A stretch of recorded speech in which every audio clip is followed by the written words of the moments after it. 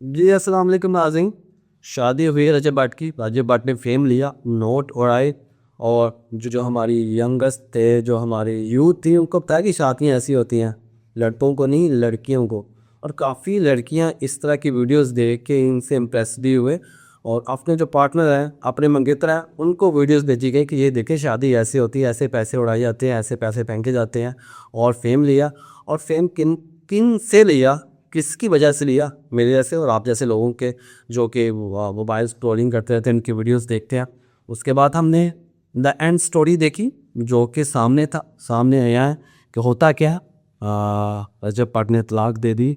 और उसके बाद एक और कंट्रोवर्सी जो अभी चल रही है, वो जो कि जुल्करनैन साहब आए हैं, उन्होंने कहा रजब भट्ट तो ये था, रजब भट्ट तो वो था, रजब भट्ट ने ऐसे किया।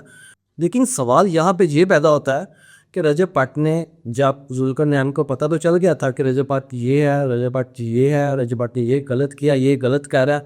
आज वो फितना फैमिली, रजब फैमिली से फितना फैमिली बन के रजब भट्ट नो डाउट, जिस तरह के रजब जो हमारी यूथ है, जिसको जिस तरफ उसको लेके जा रहे हैं, तो बेड़ा गर्क करने वाली बात है। रजब के लिए तो मैं ज़ीरो टॉलरेंस है कि वो जिस तरह का बंदा, जिस तरह का कंटेंट होता है, देखना सुनना बिल्कुल भी नहीं चाहिए, बल्कि इसकी बात भी नहीं करना चाहिए। मुझे भी लग रहा है जब मैं वीडियो बना रहा हूँ ये फजूल है, लेकिन फिर भी बना रहा हूँ।